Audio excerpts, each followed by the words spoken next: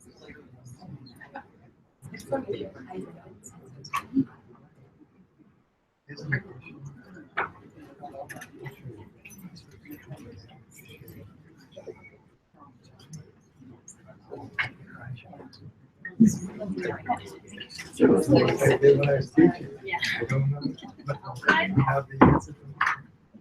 right.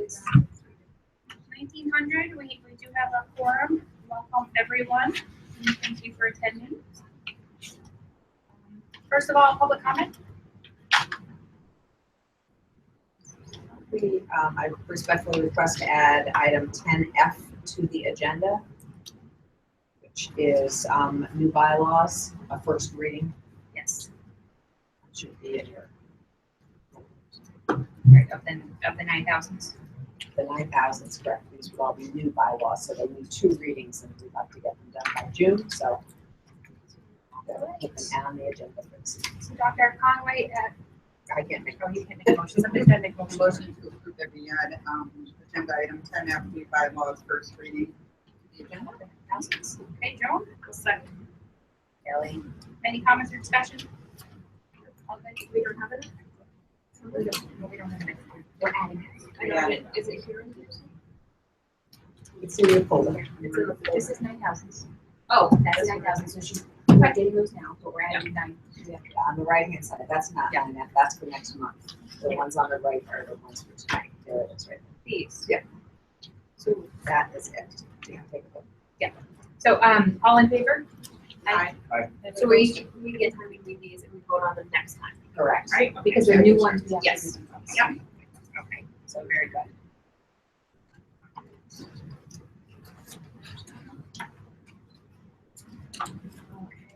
And I would entertain a motion to approve approve the minutes of the April 26th regular meeting and the special meeting of May 15th. So moved.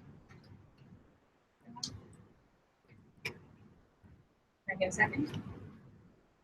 Oh, second, sorry. Yeah. Comments or questions?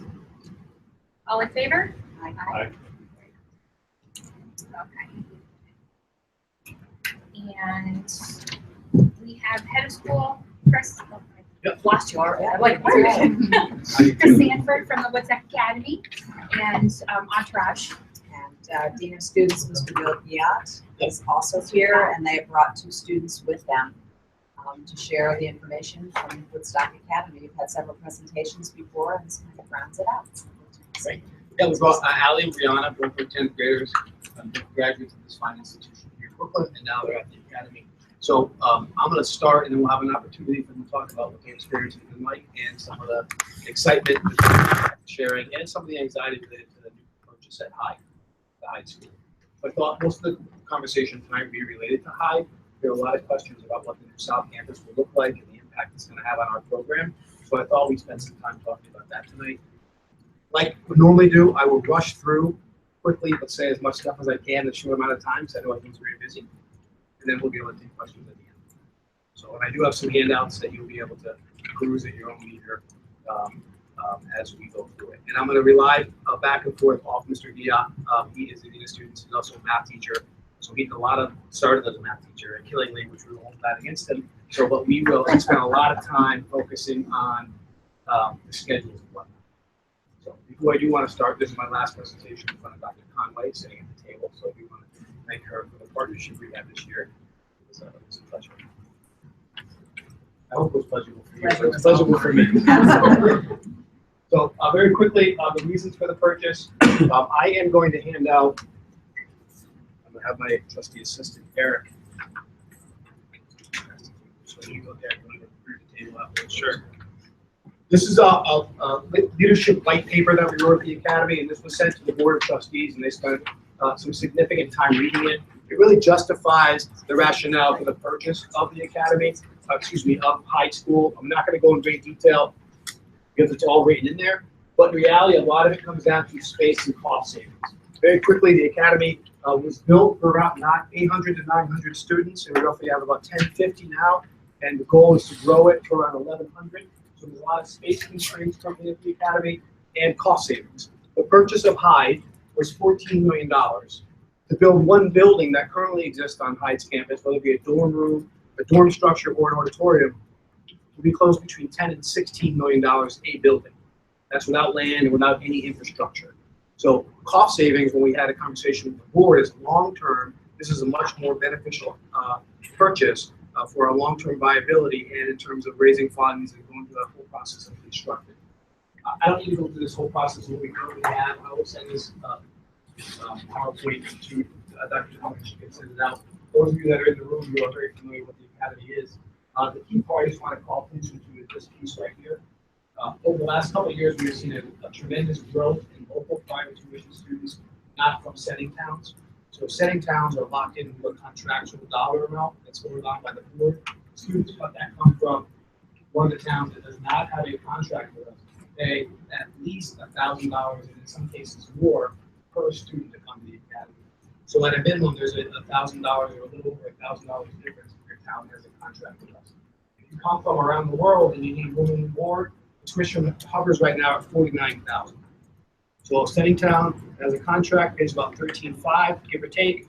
A setting town student from non-setting town pays about $14,500, give or take. And then if you are needing room and board, no matter where you are from, whether it be Beijing or Los Angeles, it's $49,000. This is the current picture of the Woodstock. We don't need to go in great detail. If you haven't been there, I'd love to give you a tour. We currently sit on 7 acres. We own this piece of property in the back, so we're told about 30 acres of land. This particular piece of property. This is Bentley, where Joan and I were standing today. When I went to the track meet, it was over here. And this is where Joan and I were standing. Today was the last track meet we're ever having at Bentley Complex.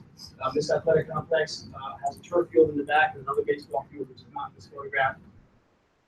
And this will still be used, but the track, which is rail, needs to be repaired significantly. The whole track facility is being moved to Hyde campus.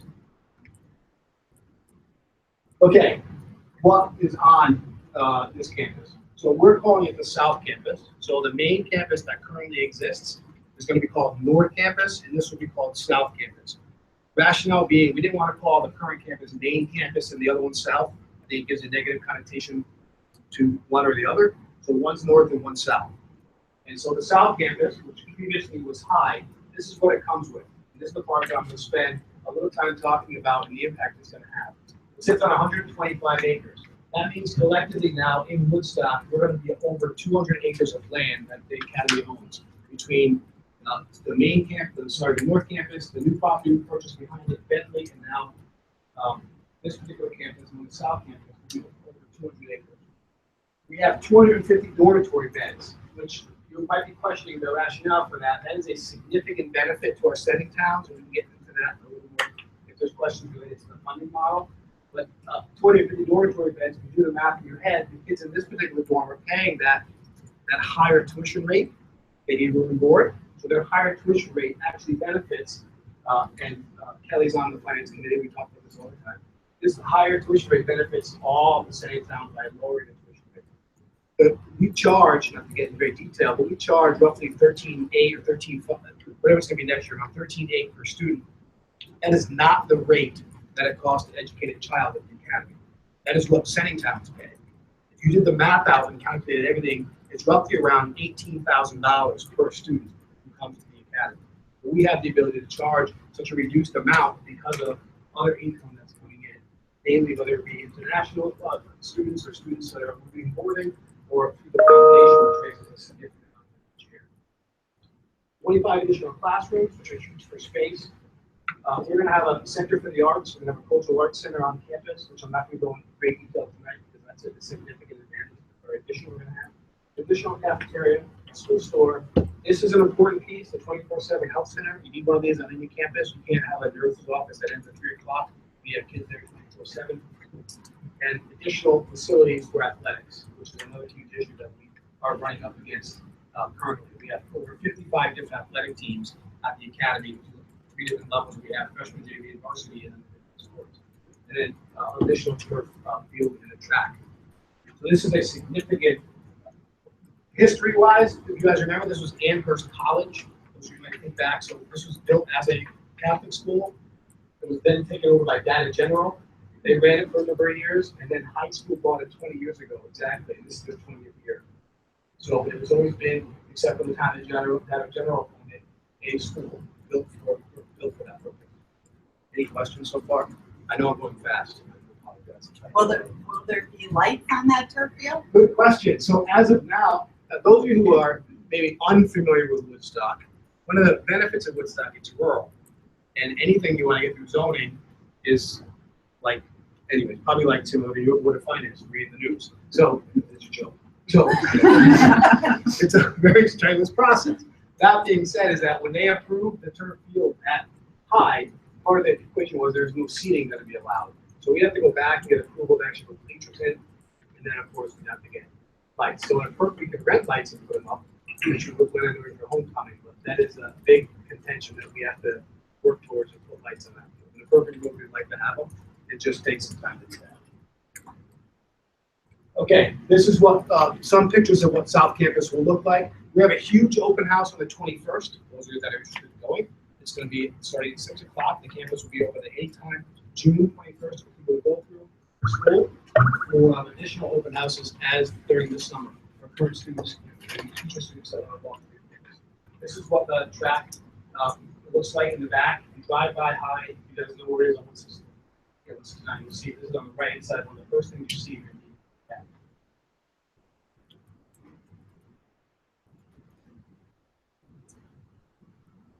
This is the outside of the Cultural Arts Center. If you've ever gone to the Cultural Arts Center is a 1,000-seat auditorium, which is significant. The Academy now has an auditorium that holds 400. We have over 1,000 students. So this auditorium is a 1,000-seat auditorium. On the other side, it's a lot of art classes and music rooms, and that's what we're going to use this other space for, art and music. So it's really going to be a whole area for art and studying art and performance. And there's going to be an art gallery that we're putting in. We have private donors giving a significant amount of money for the art gallery. This is what the lobby of the Cultural Arts Center looks like currently. We're going to update it a little bit. That's currently what it is. In the Cultural Arts Center, there is, this is an example of one of the spaces that exist. This is a 75-seat auditorium. So now we have 3 auditoriums for production. We have a 75-seat, a 400-seat, and a 1,000-seat. This is, if you drive by, you've actually seen this building. This is just an example of what a dorm looks like. Standard college dorm. Those are imagine what it looks like, a hallway and 2 per room. This is the field house. I'm going to spend 1 second on this with athletics, and then I'm going to turn Mr. Villa as the next 3 slides. We're going to talk about the schedule and the impact it's going to have. The cool part about this is currently with the number of athletic teams we have, especially in the winter, our athletic teams don't stop practicing until 10 o'clock at night. Think about the number of teams that we have to practice and pack into that gym between boys and girls basketball. There's 6 teams right there. Then we have wrestling, then we have cheerleading, then we have indoor track. The list goes on. So right now, kids are in our gym until 10. And as an academic institution, it always frustrates me that a kid is out at 10 and they have to go out to Canterbury or Brooklyn. They're not home until 10:30, 11, and they eat and they have to do homework. And then back to school the next day. What this will allow us to do, and the schedule's already built, by having 2 separate gymnasiums, all practices will be done by 7 or 7:30 in that range, depending on when they start. That's a significant shift. So that means kids will get home at a reasonable time, 8, 8:30, and then they can start, having conversations with their family, and spending that time that we expect them to spend as educators, not related to school. So while it sounds simple, and people are like, "Oh, gym, you only support athletics." The impact of having a second gym or a space like this is a huge impact on the educational environment of the academy. We truly believe we're student athletes, you're not an athlete. And so we push that student concept consistently. And then this is just a hallway in the athletic space. The cool part about this is there are additional locker rooms. So right now our locker rooms, we just get PP'd up for PT class every day. We'll have separate locker rooms specifically for some of our athletic teams. So this purchase is pretty awesome for us as a school, but it's going to impact who we do and what we do and how we operate. So I have Mr. Gia is going to talk a little bit about the schedule changes and what it's actually going to mean to our kids. Ironically, when you're done with this, you're going to learn that we're actually gaining instructional time.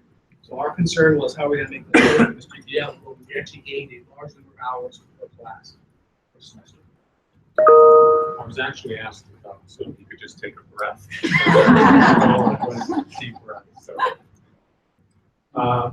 okay, so just in case you don't know or how we currently operate, if you just look at the left side here, we do 4 rotating blocks of quote unquote 84 minutes a piece. And the reason why we have that in quotes is because in reality, maybe our students don't even know this. Not every block is 84 minutes. It looks like that on paper, but there's some blocks during the lunchtime that go anywhere from 84 to 90 minutes, depending on which lunch they eat. We have 6 minutes of passing time in between. We run 5 lunch waves, and those lunch waves overlap each other. So at some point, like the last 3 or 4 minutes of a lunch, we just have bedlam in there, kids coming and going, and we really don't know who has maybe stayed for a couple of extra snacks. And then finally, at the end here, they are in class from 7:40 to 2:15. So morning bell at 7:35, and then they have to be in class at 7:40. What we're looking at for next year is we're going to go with 4 blocks as we do presently, with no rotation. So it's going to be straight A, B, C, and D. And then we will have a day 1 and a day 2, just because of the courses that meet every other day. But what this really allows us to do with the other campus is running from 5 lunches just at the main campus to actually 4 lunches at the main campus, or what we call North Campus, and 3 at the South with no overlap. So that's a big improvement. So we'll know people need to vacate, and then the next student comes in. The class time, by starting, if I just jump to the bottom bullet there, because we're going to start actually at 7:33 and get them into class, we're going to be able to gain some instruction time in class time of 89 minutes a block. Right? So from 84, wasn't really a true 84 to 89, and so it's uniform for all. And Is it down? Down. So change in pedagogy because of that extra 5 minutes, teachers as well as students, what's going to be different? So we're really focusing on relationships, and we have done that already by introducing the advisory program for the past 4 years, and this is going to dovetail very nicely with that. With the 3 R's that are now focusing on greater relevance and relationships, we know, and you as board members have been told, as well as educators, that relationships really are critical to having kids succeed in school. So this extra, what we consider extra 5 minutes than what we have now, is really to allow the teachers to not be feeling that crunch of, I got to get going, I got to get starting my curriculum, but allowing them to have a conversation, find those students that you know as a teacher are disconnected, and to really build that relationship and see them consistently throughout. And we're really focusing on that and asking teachers to really look for those kids that in the past, yeah, you wanted to talk with them, but you really didn't have a chance, and out the door they went. We have that time that's built in. It's going to be really seamless to the students, unless they came to this presentation, that they know that that's what's happening during that time.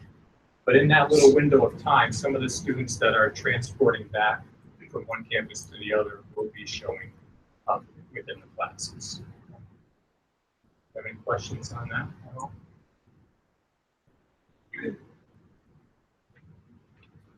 And the transportation back and forth. So we have 4 buses that will be being used, not only before and after, between the classes, but also before school as well as after school. And in addition to that, we also have the ability to trip. So as a school, let me just back up. As a school, as you know, not every student is in the right place at the right time.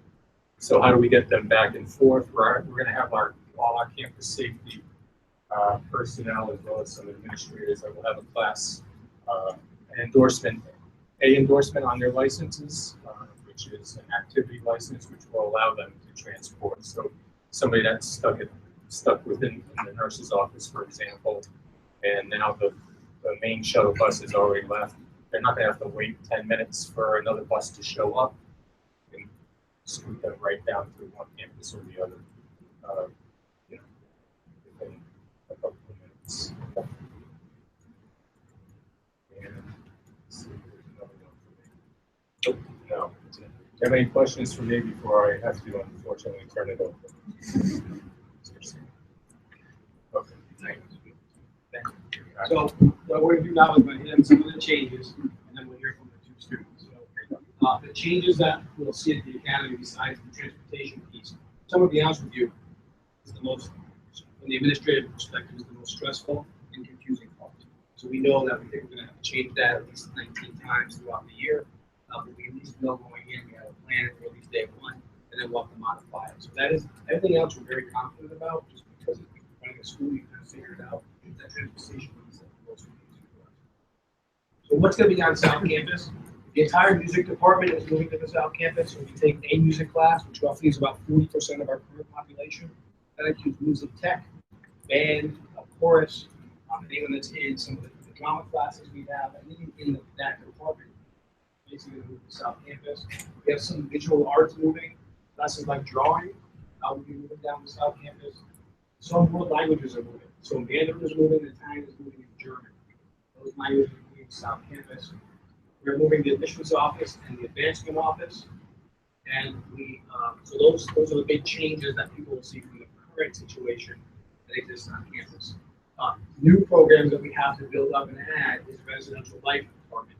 We don't have one of those. As a homestay, kids go home at 3 o'clock and they're living in different homes in Brooklyn, living in different homes within our region. Now we have to develop a residential life curriculum. What does that look like? What are the things that we expect our students? How do they behave? What are those rules they have to do? What they do? We have to build the departments related to that. We're adding a postgraduate program. We need a significant intramural program. We can have kids, high school kids on campus from 3 o'clock on with nothing for them to do. Just imagine what that's like. So we have to develop things for them to do during the day and after the day. The other big piece that's really going to impact Brooklyn and the students from Brooklyn or from our sending towns is the new student center space. So with the moving of all these people out, we're going to have the ability to modify one of our hallways, which I have a handout. I'll show you. That's the last thing we're talking about. Into a new STEAM center at the academy. Last time we were here, we were talking about building a new building. If you remember correctly, I came. We're going to build the STEAM center. It was $5 million. Now we're actually converting a hallway. It's going to be about $350,000. Not having to build a new building because of purchasing high. The other side part of me is that the zoning actually voted it down. We really tried to build 2 science labs and robotics labs, and zoning said no. So instead, we're actually going to modify our current plans and actually remodel a current space. So in front of you is really a hallway that currently is the music hall that's never been to the academy. And what you see, you have 2 things in front of you. One is what next year will look like, and then the year after. So proposal 2 with demo is what you'll see in 2 years. But we're going to basically remodel this entire hallway. Robotics will currently be where the band room is, in this space here. We're going to have a maker space and a STEAM, science, technology, engineering, arts, and mathematics classrooms and a maker space in this hallway. So this whole area we're really going to convert and focus on engineering and science, technology, engineering, those programs that we know that we're lacking. The other piece of why it's important for us is, I think, and I talked about this last time I was here, I think the academy does a great job of educating a lot of our kids, but I think those kids that really need hands-on work, sometimes we forget about. And sometimes we need to do a better job of focusing on those particular students. Programs like this, with increasing the size of our robotics program, right now it's very small, and only have 12 kids in a class. Now creating spaces for them to use their hands and work for productivity, or work in ways more in line with how they learn, we will have a significant impact on our student population, especially those students that we may not always pay attention to. So this is another side benefit. So again, by moving classrooms and moving spaces out into the South Campus, we're gonna be able to remodel the spaces that are currently on our campus. So next year, most of this will be in place. It just will have walls still up that we haven't taken down. So robotics will actually be here. All the equipment for robotics is currently in, or coming in, and a lot of these spaces will exist. They just will be configured the same way to take walls down. So I'm going to have Allie and John talk a little bit about their experience about Cable Talks first, and then you can ask them a million questions about their experience at the academy, and then you can ask some generic questions at the end. The cool part was just a little side thing, which I think was funny.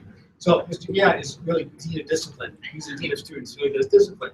So I called him and said, hey, do me a favor, let's find 2 students from Brooklyn, and then we can configure the academy. He's like, awesome, because he only gives with kids that get in trouble. So tell him how you do it. So he called us down. He called me down during my lunch, and he called me into the room. Allie was already in there, and he told me to close the door behind me. And he was very stern. They all thought they were in trouble. So that was how they got his amusement. He gets his amusement out of class. Wow. Very cheap throws at my age. Okay. Alright, so hi, my name's Allie Casamano, and I'm a sophomore at the Stuff Academy. And I went to both Brooklyn Elementary and Brooklyn Middle School. And I'm just very grateful for like the opportunities that Woodstock has given me. And the purchase of the high school is going to make our school even better. The South Campus is providing us with many more benefits, like such as like our performing arts program. I know like so many like teachers and like students are excited about the big auditorium for their productions. Like we just had production of Legally Blonde, and it was so good. And like just like think of like how much better if we had like a bigger stage and like have more people show up and go to it. For sports, I know so many people who do track are excited to like have the new track and like all like the turf field. And I know so many people are striving to get those lights for the like, games. And when it comes to like our academics, having like a new set of like classrooms, new teachers and stuff. I know like new courses are being offered next year, so I'm super excited. I'm taking forensics next year. That's the first year it's being offered, so I'm really excited to take it. And just like overall, I can't wait to see it all like, be put together and like see how it's gonna be fun next year. I'm excited to see how it all turns out. Thank you. So hi, I'm Brianna. I also went to the Brooklyn Elementary School and Middle School, and I'm also currently a sophomore at Woodstock Academy.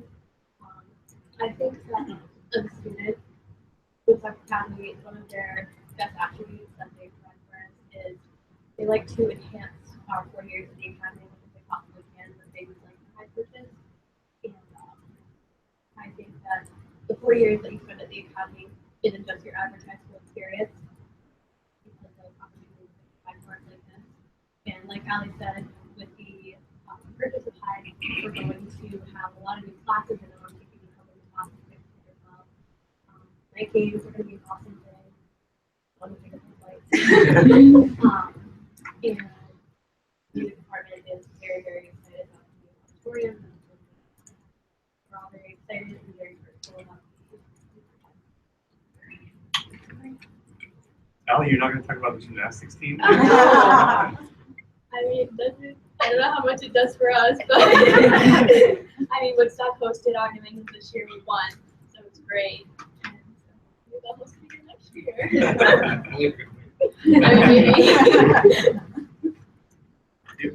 Do you guys have any questions for Allie?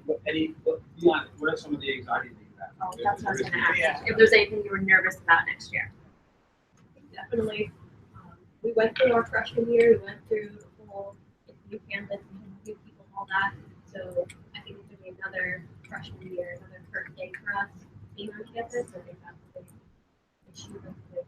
Because I personally have like never set foot in either, so I don't know what it looks like. So like I think the first day is gonna be a little scary. Hopefully I do have a class down there, but like the way it's sounding, it doesn't look like I might be down there very often or if ever. But open houses during the summer. Yeah.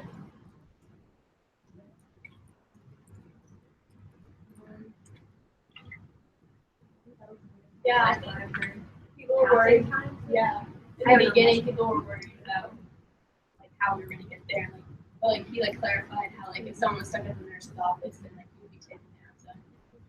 So there's an open house for new students and families. I'm sure existing students can go to that as well. Is there a transition plan for the kids during the school day to have the opportunity to say hi before the end of the year? The way that timing works, it's gonna be, the closing is June 15th right now, and that's right when the exams start. So I don't know if we can get 1,000 kids down there. There are some members of our community, such as our special ed population, that we're going to bring down to that campus.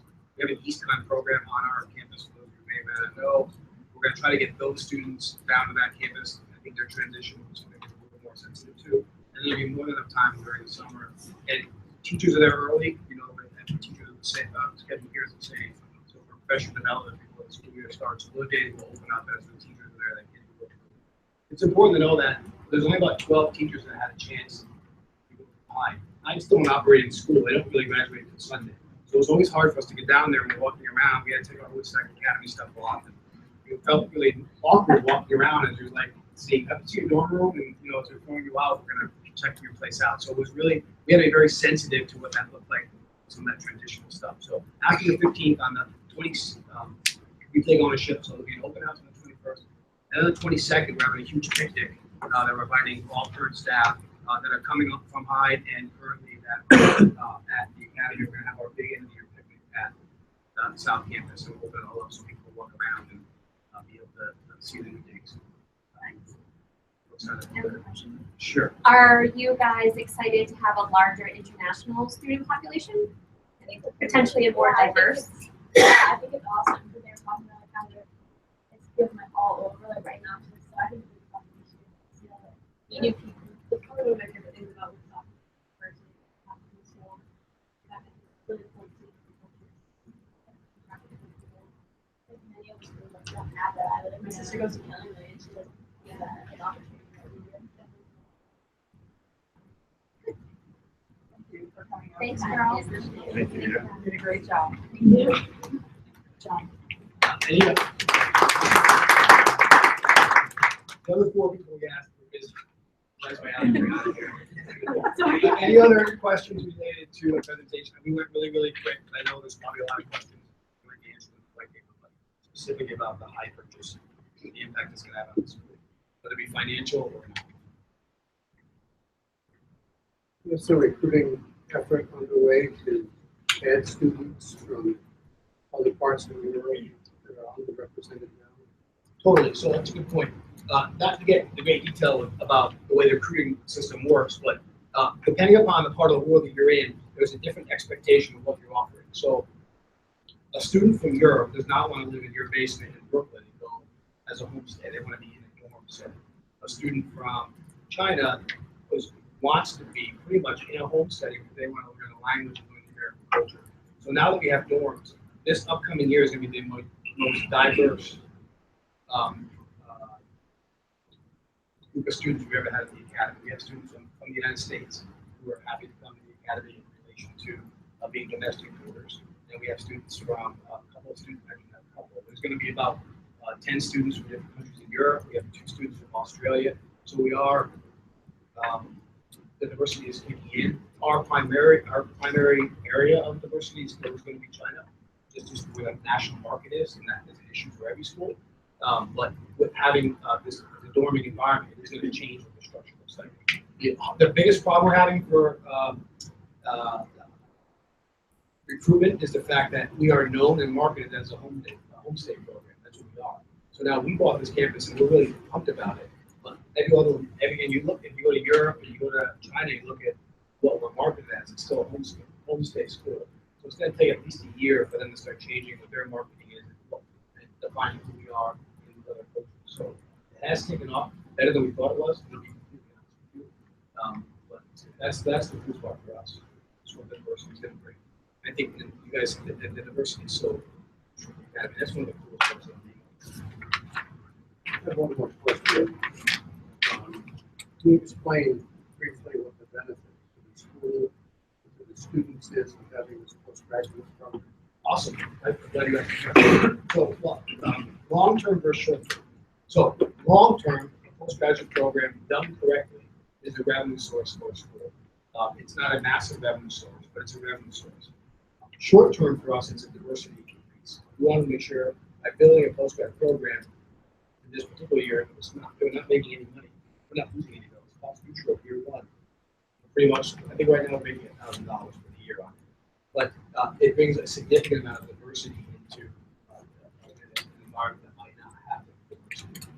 And the hardest stumbling block for us is when people think post-grad, they automatically think basketball or it's hard. It's hard to change that mindset. We have 2 students who applied. I don't know if they're coming yet, but they applied to RISD. They didn't get in, and they want to come for a semester to update their art portfolio and then reapply for the second semester. Now, the majority of people who do post-grad are athletics, or athletes. I'm lying to you about that. But the issue is that there are other pieces that actually happen. So we have providing an opportunity for post-grad. One of the main reasons for us for year 1 is diversity. You can't go to China and say you want to come to America and live in a dorm with 200 Chinese kids. That's no different than being at home. So you have to have an environment in the dorm where there are a lot of languages spoken. And that's a good question because we get that question asked a lot. And the problem being in this area, we have a mindset of what one postgrad program is in our area. It's pretty popular. No, it seems pretty practical. Yeah, it did, yeah. But for different reasons. At that time, it was to help our schools.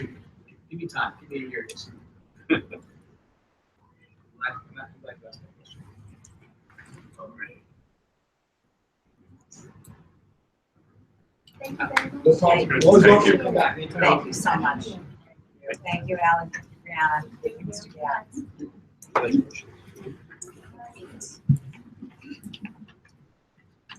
They're gonna be tomorrow. Dr. Conley, you be there tomorrow? It's tomorrow the breakfast. Wait, breakfast, what?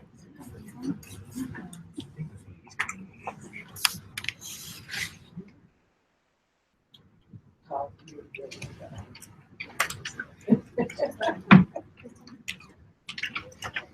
right, Yes.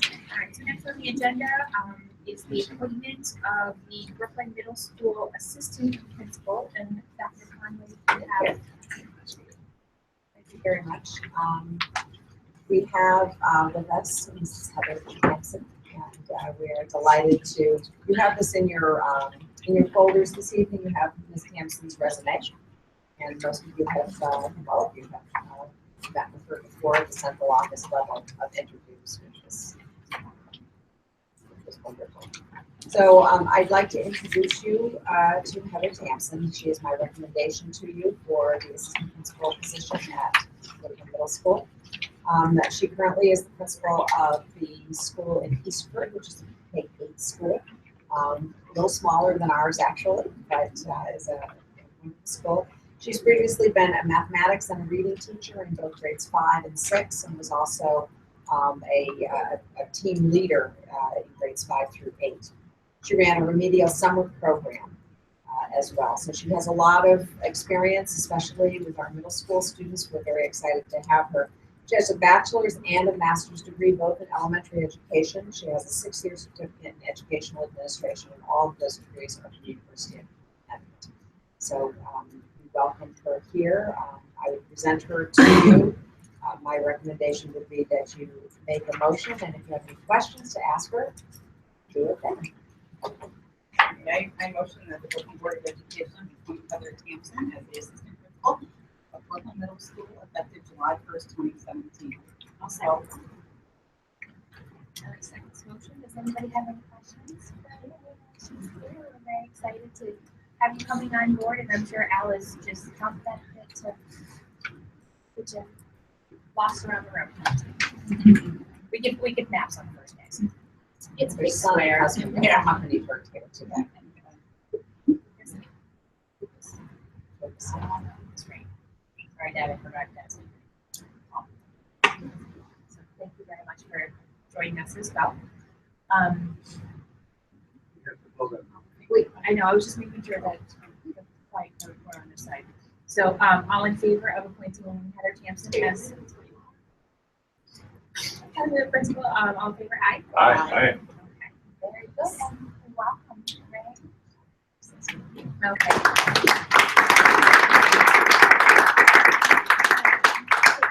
Very quick recess so we can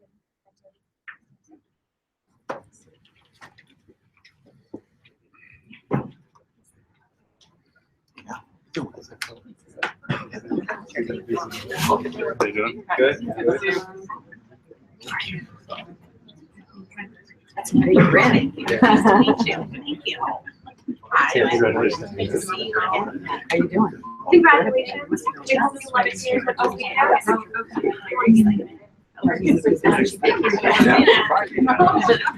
know. I know.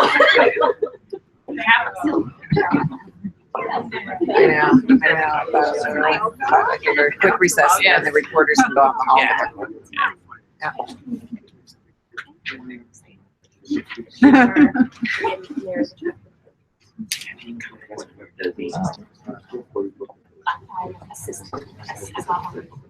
Yes, yes. I think Anna's gonna take me for a jam to see that. There's a chance that it might not get ironed part of the parade either. I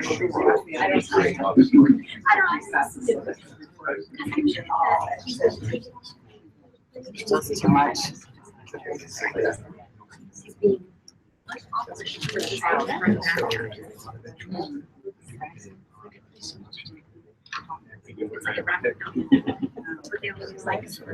Yeah. Nice that you have someone new to be joining. I know. The only newbie. That's right. We'll be doing it together. Get lots of our unfortunately.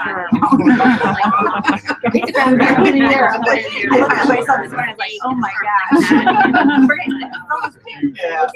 Very exciting. I'm very excited Good. to process. Class. Mutual. So I found a sharp one at Good. 8 just his face was nice. Yes, Norwich. All right, super. Very good. Thank you so much. Hi, I'm Fran. Take care. What is he? Murphy's Dr. is for. I had to get a stethoscope for Mercy. A stethoscope, he needs a jar of noises while we're like big reflector, like, I'm gonna make it. You guys. Yeah. Sorry. I want to introduce. It's gonna rain. It always Stop. It is not. It has been beautiful the last few years. We've gotten lucky the last few years. All right. No. Actually, I don't think we've ever had rain. Sweater, fine. I was looking at your answer here. All right. So, The former current finance director, Mrs. Swamp, prepared the monthly. If I could add to our communications, if I could, that you see the trophy on the table here. Our girls' track team became the league champions this afternoon. And we were also informed that the baseball team is also the league champions this afternoon. And we know about softball. I don't know about. You don't They're know in about softball semifinals yet. tonight. Very, very excited. Also, just to bring your attention to, there's communication in your information section in the back of the packet, which was given to you or sent to you last week and posted. So one is a retirement letter from our educational resource room person. So she's retiring after many years with us, which is wonderful. I did provide you with a copy of Mrs. Holmes' letter as well, because she retired, and then there's just other information there. So. She resigned, right, not retired. I apologize. Sipla retired, yes, Mrs. Sipla retired and Mrs. Holmes resigned. She's got another position. And we wish Mrs. Zibla the best in her retirement endeavors. I see her coming. Sorry, as far as the budget status report, is there anything that you'd like to go over at that time, Ray? I will point out that you do have the check register in your folders for the month of April. If you look at the last page, you can see a very startling amount of bills that were paid. But if you recall, the previous month there was no check register because no bills were paid. That was just the way we had been given permission to send out the checks. And so a significant amount of invoices were paid this past month. So we're still watching very closely our transportation line item. We do expect at least $250,000 to come in for excess costs for special ed, which will refill a couple of those buckets. Those line items are also under, but we feel that we've covered them with other line items. So we're watching and meeting every other week to discuss this, the finance people and the administrators, and going through each line item. So if I read this correctly, and just, I know that we're still waiting on money to come in, we're in the hole right now. Yes, but we have excess cost of about $250, so that brings us over. And then there are a few things, if you recall, we did save a little on health insurance this year. So most of that is encumbered, so there will be some that will be unencumbered once the May bill, actually the June bill comes before the June bill will come. So as I said, we're watching very There are closely. no changes, hardly any changes in encumbrance since the beginning of the year. Correct, and that's, Frankly, this report is not valuable. we're trying to straighten those out as we speak. These efforts are good.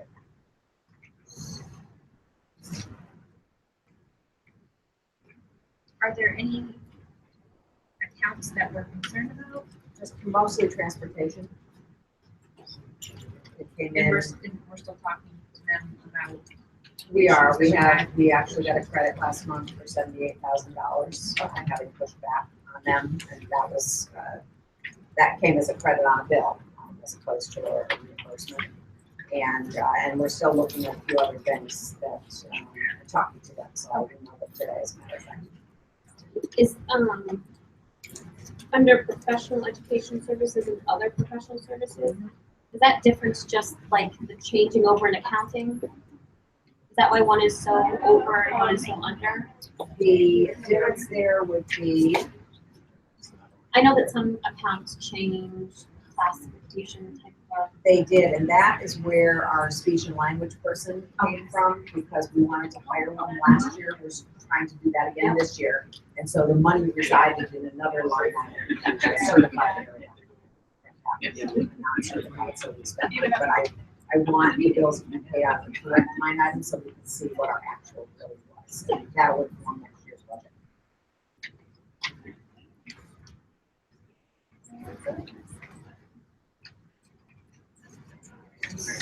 Any other administrative reports that I missed? Your public comment?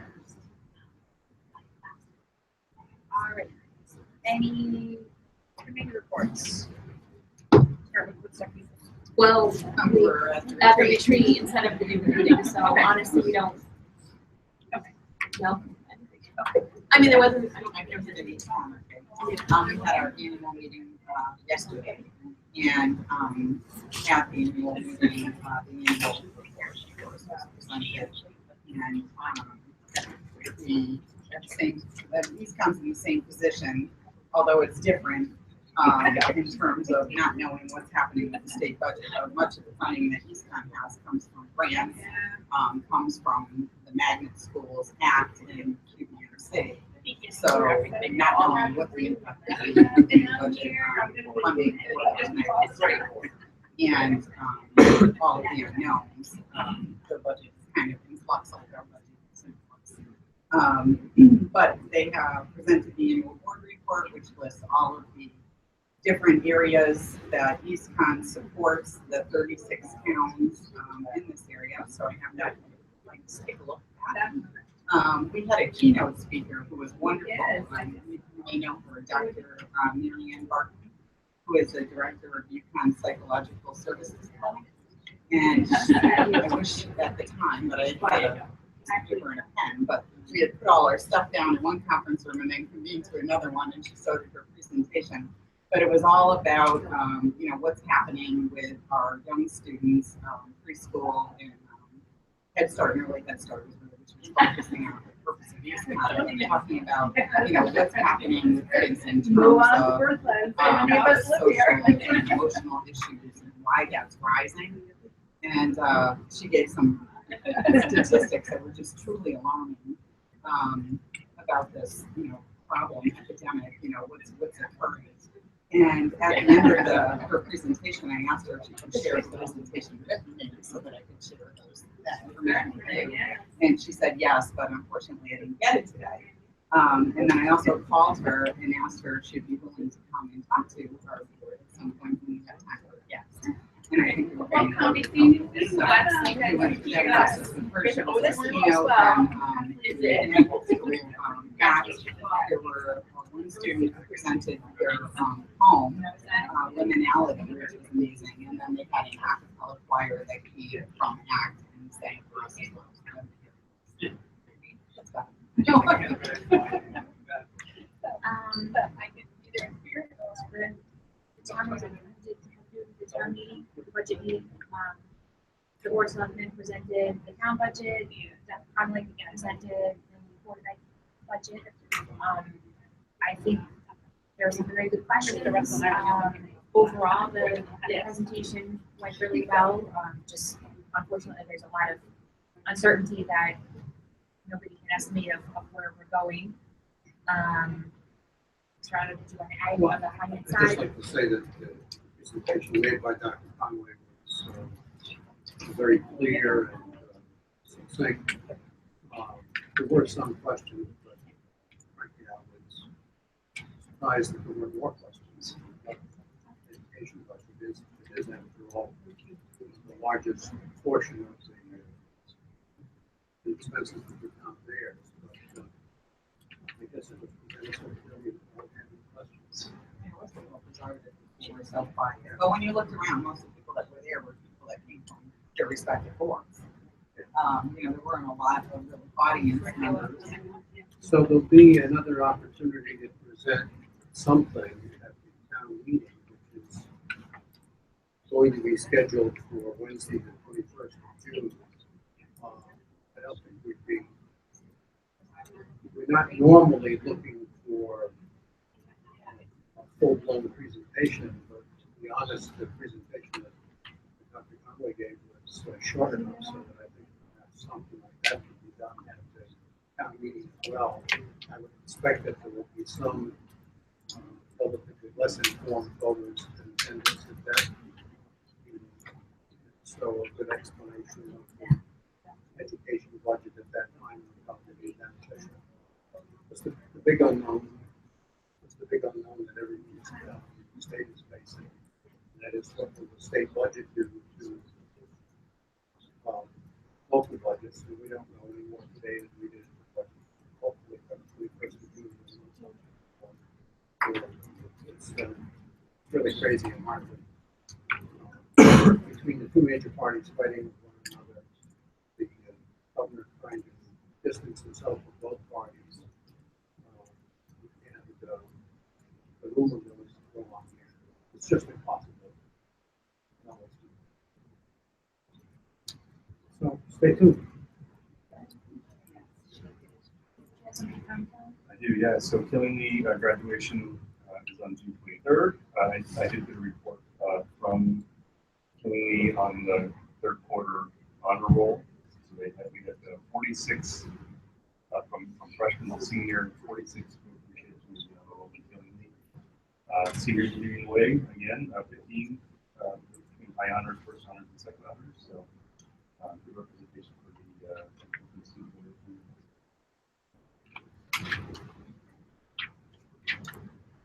Anything else?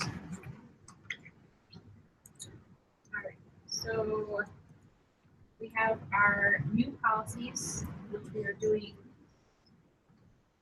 the second reading for.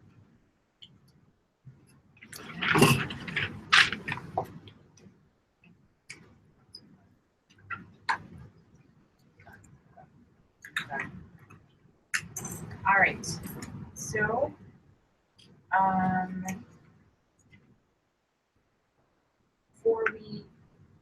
so this is our second read to decide. We just pull out discuss. We just discuss. So it depends on how you want to make the motion.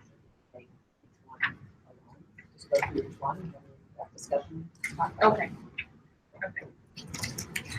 So on policy 5145.42. I didn't hear one. down at the bottom, So someone needs to make a motion and a second, and then we can discuss it. to review them or to discuss So them? each one, you want to make a motion to pass or not, and then you want to discuss it, change it, whatever. And then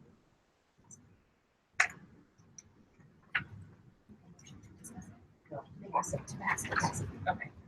So does somebody want to motion to pass or not pass?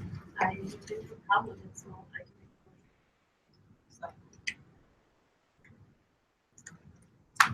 So now, we discuss it? Okay. There's just a space after comma.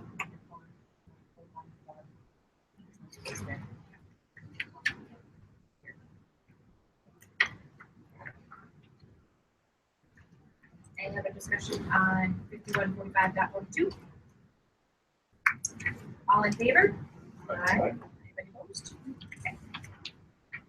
So I will entertain a motion for policy 5145.6. Pass it? Okay. Do I have a second? I would just discuss it then. But I have a. After your second. Okay, I'll second it, and then we can discuss it. All right, It's so different than we've done here. Yeah. because these are, I know.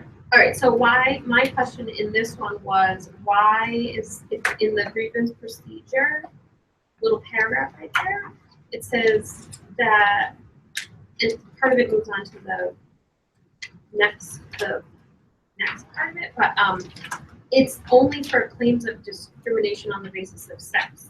because this is kind of like. So you can bring this agenda over and So, into blah, blah, blah. Yeah, that's what I was We were wondering. wondering why the whole headline is not there. Of all as of that it usually is. So gender identity. Would fall under that, wouldn't it? Well, one. But when sex just. That's what we're required. It's that's, Okay, but, So the policy, it's just, this is just about Title IX. It's Okay. just about gender. so the next part of the grievance would include everything else in the next policy. no, this is the, This is I mean, the- regulation. The Yes. regulation. Which goes into more than just, the regulations. It's always all go the powers. okay. It's how you carry out the policy. And a lot That of was times my the only policy question. will say remove the regulation. Yeah. So that they don't do anything. But also because that way the regulation, if the regulation changes verbiage, then you don't have to change your policy verbiage every time. Yeah, I got that, my question was why it was only that one. But it doesn't get into it in the regulation, Okay. so we're okay. Then I'm That's a good point. Why isn't it consistent? Any other comments or discussion? All right, all in favor of approving policy 5145.6? Aye. Anybody opposed? I would entertain a motion for the regulation 5145.6. Motion to Oh. approve. Was that four section? 5145.6 is right. Oh. This one says 46 and that one says 6. Oh, okay. Oh, yeah. Okay, this- Oh, that's nice. Okay, that's 6. And I'll second. All right, so Joan and then Kelly. Yeah. All right, and then under discussion, on page 5, it goes under the first section, under general conditions, it goes 4, and then there's a paragraph, and then it skips and then goes 5. I think that just needs to be remembered, because it looks like failure identity level should be number 4, failure by the student should be number 5, these indicators should be number 6. It just seems that way. I thought Or am I it was a wrong? part of. Part, four, that's but why, Is it? that's why I Already read it, was but a part of 4. Okay, Maybe well the then, space then needs it to be needs to be indented, I guess. But just somehow the formatting was on, it wasn't sure if it had to be numbered or if it was. Yes. Well, the ones that are K, we downloaded. But then they Yeah, fix it. yeah, but I just didn't know if, Yeah. if, Yeah, we you can know, fix what it. was the copies? Take the space Just out. if there's something. Procedures under 1A, it says, she may complete a grievance, on the second line, complete a grievance identification form. I don't remember seeing that anywhere. Right, okay, so just making sure. And then, this was just kind of silly. On number 2, level 2, like the sentence after is on a capitalized level of 1, and then number 3, capitalized level of 2, and then on the next page going forward. Consistent with that going through. And I have a question for this. On that section? No, okay. On page 6, number 3, it says the student members of the committee shall select 2 faculty members to participate on the committee, and then faculty shall select 2 teachers to participate as committee members. So my question was, does that mean there's 4 faculty or 4 teachers? So the students pick 2 faculty, and then the faculty amongst themselves pick another additional 2 faculty, so there's a total of 4 faculty?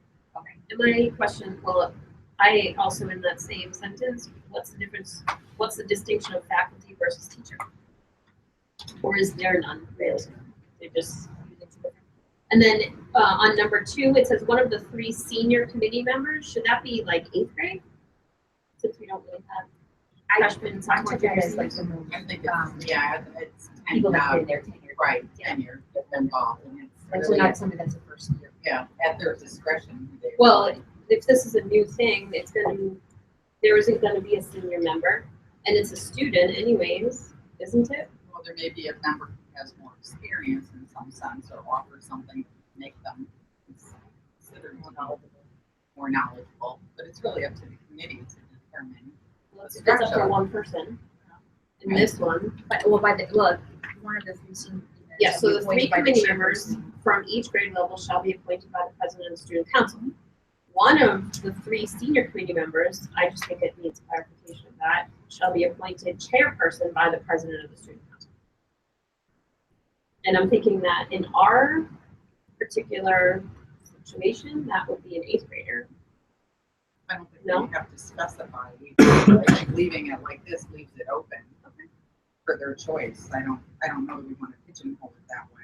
Because you may have a 7th grader Right, that's been on right. the committee for 3 years, but you may not have an 8th grader that's never been on the committee before. Okay, so how are you gonna deal with that when you're 1, 2, and 3? I guess like was my question. But again, going back to if you've got somebody that's been on other committees, whether it's student council or national capacity or some other sort of knowledge or experience, I think that it leaves it to the president of, I interpret it left it to the president of the student council to choose somebody that was works very well. I thought you. I think by not identifying it to that level, you leave some flexibility to allow them to design it the way they need to.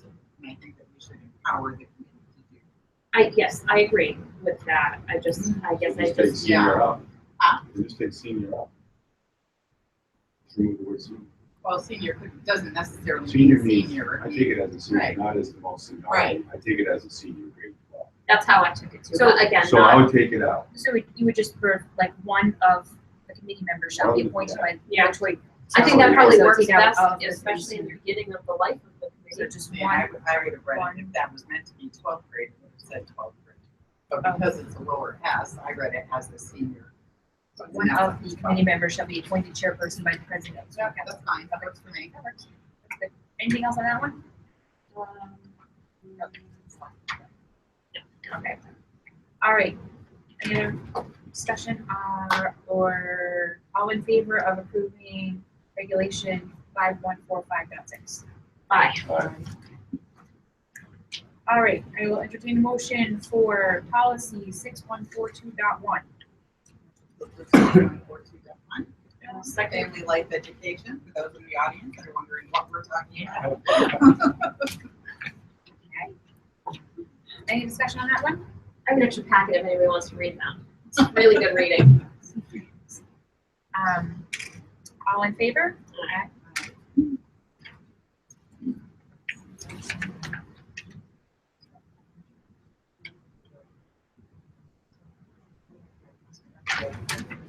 motion to approve 6142.101 school wellness. The regulations. It's a regulation. I'll second. Discussion.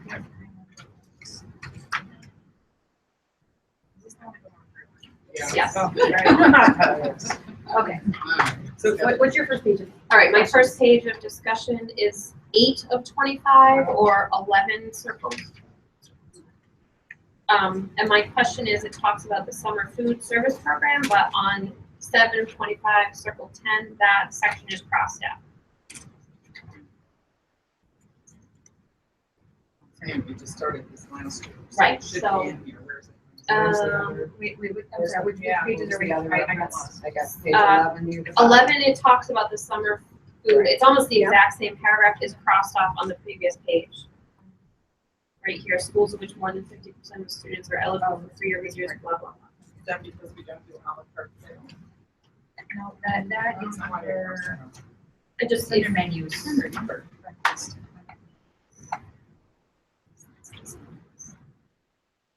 I couldn't figure out why it was on one Yes, and not the other. we're doing delivery. It's almost the exact same, students 50% eligible, 3 or juice. They're nearly identical. We do good. So I think that then on page 7 of 25, the second, or the first bullet should not be crossed out. That section should be remade. Actually, it's like, Oh, it's under my statements. yep. And then, oh, sorry. Maybe we crossed it out because we do the summer food program. Isn't that why we crossed it out? I think, well, I mean, This this says sentence is inform inform families. families. And this talks about it has to be at least 6 weeks between the last day of the academic year and the first day of fall. For the entire summer. So I feel like this is, Or maybe this is just talking about informing families and this is saying that we do it. I don't know. Maybe we crossed it out because it's just redundant. There's a lot of redundancy in this There whole is. thing, so. You know, you usually see that with the regulation and the policy, but this, I think, because it's fairly new, that's the reason. Looks the way it looks, but we can modify it however we want. As long as it doesn't change the purpose. Uncrossed out. Okay. it's your next circle page. 1 times 18. That's where mine is. Okay, so circle page 18. I just, honestly, it was just a comment that this family and community involvement, I think is awesome, especially number 3, which I think we've talked about repeatedly, about parents or other family members, getting to see what school lunch looks like, see what the environment in the lunchroom is like, see what they're eating for lunch, eat what they're eating for lunch, obviously at their own cost, but I don't know. In policies, there's usually not something to be, Nothing warm and fuzzy. yeah, but I just think the whole, the whole thing is, I just wanted to make a comment. I thought it was really good if we can implement that whole section. And mine on No, circle, it's a good thing, I agree. on circle 18 is the first real paragraph that starts with nutrition and education. It had high school in there. So that's okay. I just didn't know what that.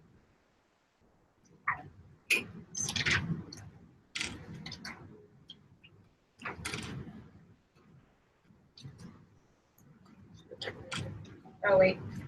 Circle page 23.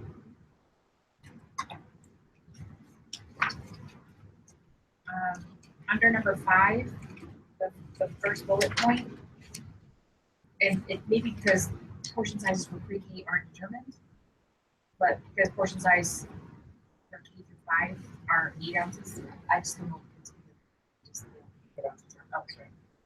And then the other question I had is the next bullet point following the vending sales. That doesn't include the teachers one, right? This is only for things that are open. That's what I kind of figured, but I just wanted to clarify that. The next one is on 26, just the bottom, physical education, physical activity, just make sure that it gets attached to the paragraph. I'm sure it will, once we take out all that stuff. It's just one thing. On page 27, the asterisk that's in the middle? It's not part of it. But then we should strike it out, right? That's just that's warning us. That's okay. Alright, and I'm done with that one. Alright. So. Is that all this? No, 6142-101, regulation 6142.101. Alright, so all in favor of regulation 6142.101? Aye. So, Motion to approve 6145.8, activity funds management. Second? any discussion about that one? Good. All in favor? Aye. Very good. Alright, Motion to approve 6146.1, grading system. Second?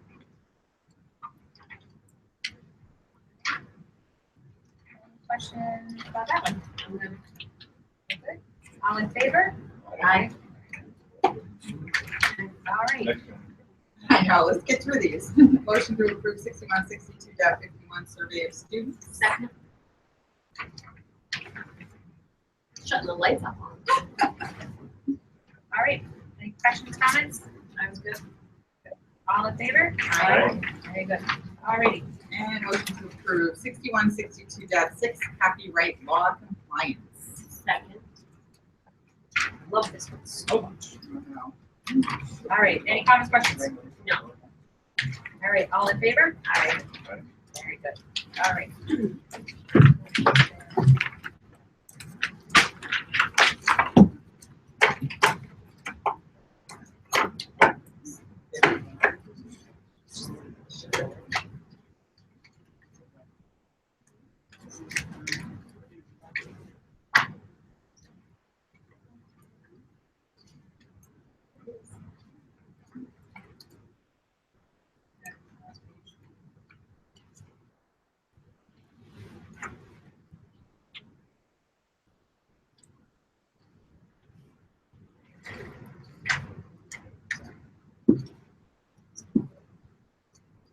Alright, so that takes care of those.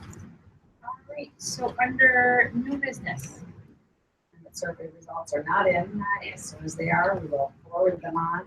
So they did expect them to be in by May, in the middle of May sometime, so I fully expect that on the next agenda. Okay. Discuss over that. Alright, next is the Connecticut Healthy Food Certification. Yes, Mrs. Taft is here, waiting patiently to share with this. The Board of Education, come on up, Mrs. Taft. The Board of Education is asked every year to do this. I included in your packet last year's certification. And you're asked for two things. And one is that you will certify that all of the food served to children in the school day, which starts at midnight and ends 30 minutes after the close of the school day, will meet the Connecticut nutrition standards, CNS. And that's something I certainly encourage you to do, and the board has always done that before. Mrs. Taft, do you want to add anything to I that? know sometimes it's difficult when it comes to like fun day and trying to find special treats that meet it. But, you know, we do the best, you know, it's what the state regulates. And but I think it's doing pretty good. And isn't there some relief in sight? I've been reading about changes where chocolate milk's coming back. Yeah, well, it's gonna go, instead of 2%, the flavored milks are gonna go back to 1%. We're hoping July 1st is when the change is gonna be. And a little bit, maybe not as strict rules on whole grains, because the kids are just Tossing it. tossing it. Yeah. And a little bit on the sodium level too. So those are the three main things. So that's the first question is, will the board certify that all of our foods are going to be meet the Connecticut nutrition standards? So that's the first one. So if we, this sounds like a terrible question, but how do we know that? We can only buy food. Oh, okay. Right, like say you wanna do, I don't know, something in the classroom, it has to come from me so I know what it is. You know, a teacher can't bring it from outside or, you know, candy or stuff like that. So anything served to our students during the school day and beyond that From half midnight hour to half has hour. to be Yeah. food that comes from the cafeteria, unless it's outside of that one. Right. Right, like some of the in the evening or the Evenings and Sports, weekends yeah. are. right. We You know, offer like to- when they, you know, on that Saturday when they have the dance or whatever, they can have whatever they want. It's not that. board decides to allow that. If, That's if the the second board, question. yeah, that's if the The board first decides to question allow is it. during the school day. As a matter of fact, one of our local vendors had offered to provide water and cookies for our fourth grade promotion ceremony. And I responded, the water would be wonderful, but unless the cookies go through the cafeteria, meet the standards and all of that, then we can't accept the cookies because they would be during the day. So we thank them anyway. But you can donate them to the PTO will beat you at 4 o'clock. So that's the first question. The second question is, will the board allow the exemption for food served outside of that time? So after a half hour at the end of the day through midnight, will the board allow food that does not meet the Connecticut nutrition standards to be sold and served to students? And that would mean, but it has to be at an event, in connection with an event, and served at the event. So you can't just serve brownies in the hallway after school to raise money. It has to be at an It's like event, a company at a says basketball dance, game, you're right? selling hot dogs and popcorn or something, that kind of thing. So it has to be at an event, and that's the exemption. And I would suggest that the board do that. That allows a PTO to have a party in the evening for students and that kind of thing, or anybody. The dances, exactly. That's what All we of those follow kinds of things. today. Carrots. This is what you're Right, following, right, so it's that's right. what I would ask you to do the same Yeah. thing. So I made it as a suggested motion all in one. So I'll make the motion that the Brooklyn Board of Education comply with the Connecticut nutrition standards during the period of July 1, 2017 through June 30, 2018. The board will exclude from certification food that does not meet the standards provided for food is sold in connection with an event after the end of school day, the food is sold to the location of the event, and the food is not sold from a vending machine or school store. Can I get a second? You know what's dance. Any further comments or discussions? Well, I don't know when the appropriate time to talk about this is, but it would be, and we talked about this a little bit before, you know, the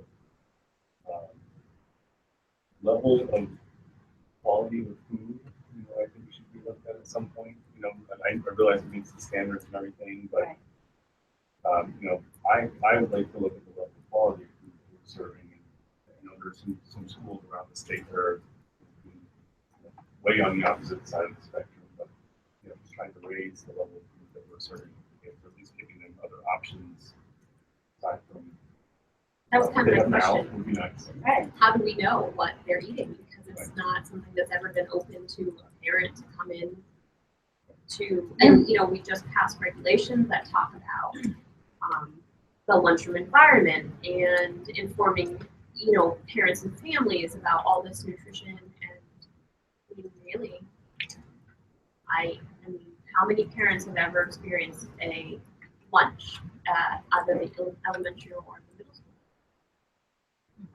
You know, Yeah, I mean, I don't know, I've seen it for the right years of talking about it, but that's really hard to see the better quality foods and better than that. So, I just started last year when we did the summer program. We started using local, and they're pushing it. Yeah.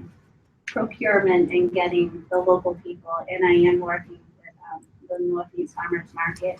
They are telling me they're going to give the fifth graders each a $5 gift certificate to the farmers market, and that way we can interact with them, and I can get more, you know, like at local apples, and we were getting local summer squash and different things, kale this summer. But it's a short life on that thing, you know, and then but I know some of the people like in Putnam, they were getting apples all the way up to a month ago.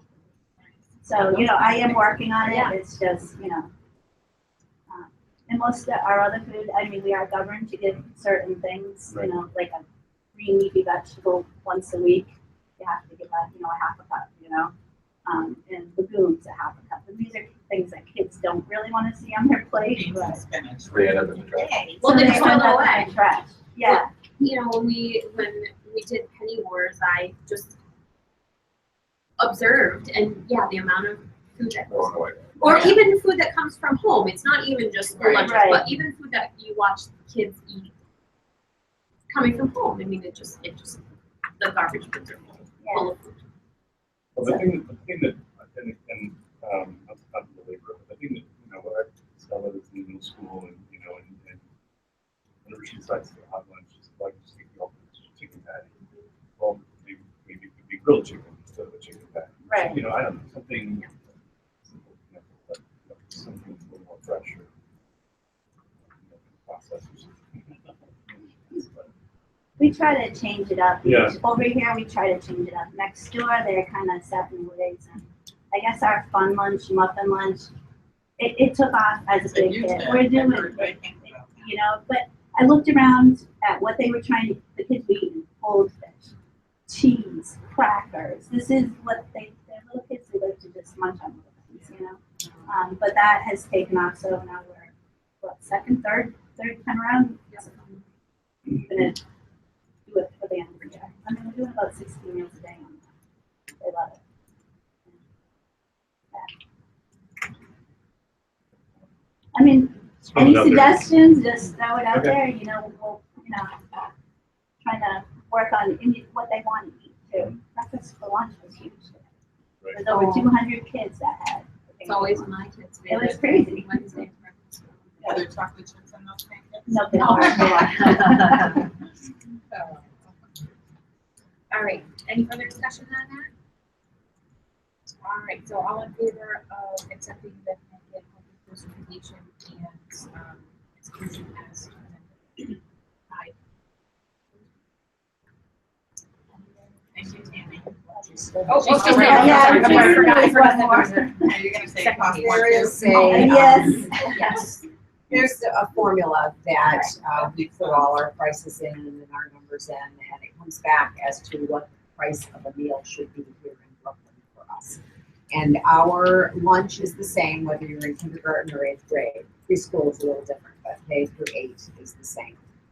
And so right now we charge in grades 5 through 8 $2.80, and we charge $2.70 in K 4, even though they get the same amount of food in all of those grade levels. The computer generated formula told us that we should be charging $2.85 for the meal in order to cover the cost of food and make ends meet. So we're looking to increase the grades 5 through 8 meal by 5 cents. And since we're not allowed to go up more than 10 cents in any one year, we're looking to increase the K 4 meal by 10 cents. So the middle school will have $2.85 for lunch, and the elementary school will have $2.80.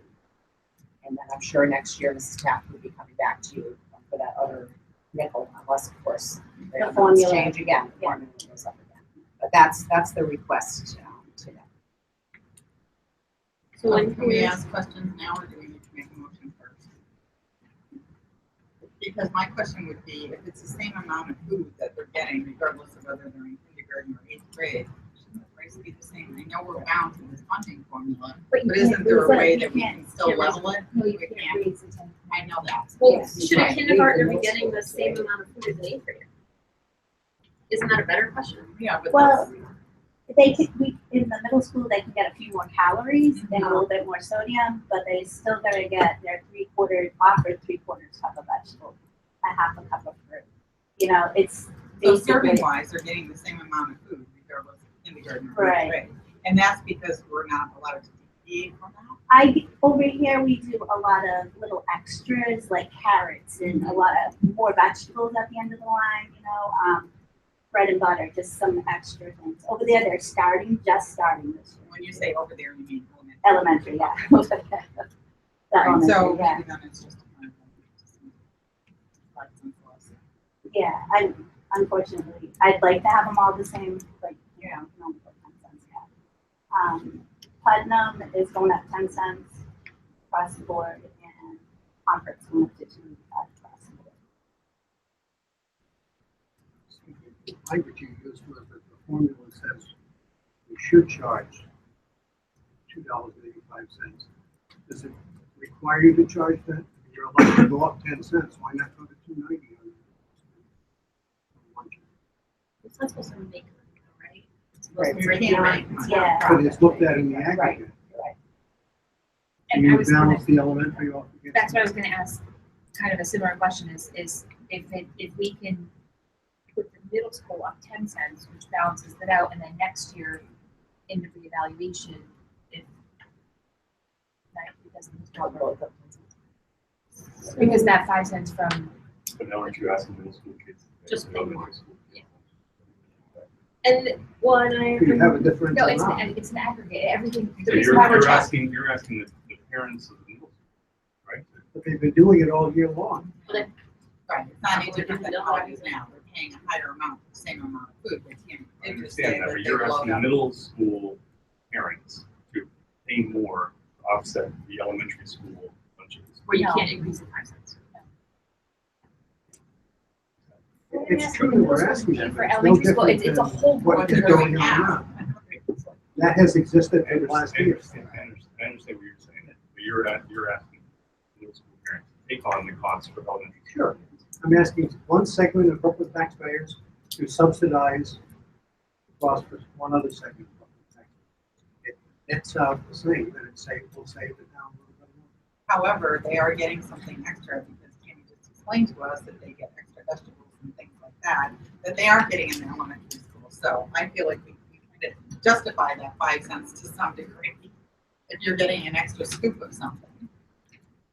I have a question about that. Here. Okay. So this says that, if I'm reading this right, the, our average cost of a lunch this year was $2.79. Is that what I'm reading correctly? And is the lunches, monthly lunches paid, number of paid lunches monthly, number one, is that What page is that? one school and the other one's the other school? Yes. Oh, I'm sorry, Yes, under okay. the price adjustment calculator, I'm trying to understand. And that's from, So for this current school year, we did 3,238 lunches at the middle school and 3,430 lunches at the elementary school, is that correct? that's of October 2016. If you're up to Oh, date. October You 2016. use the year before. You just used 1 month to figure out the cost? That's their formulation. Okay. So it was $2.79 to pay for food to provide that number of meals. Is that right? Right, The because average, there's yeah. That's the way we know. of this year. So the middle school then is right on Right. in terms of 280. So where did the 280, is that based on the potential cost for next year? Is that, For 2017, Okay. weighted average is 286. just was trying to understand the numbers. It's the first time I did it, so I did confer with some of my colleagues to make sure I was on the right page.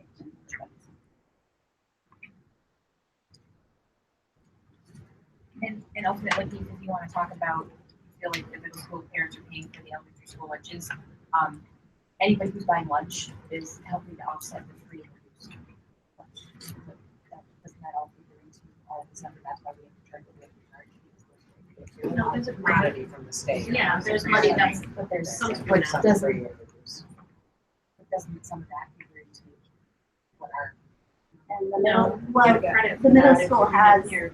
I don't know, it's pretty close to 50% of the kids get in the middle school. Pre-orders. And what about the elementary? It's not as high. What are you gonna get for $3?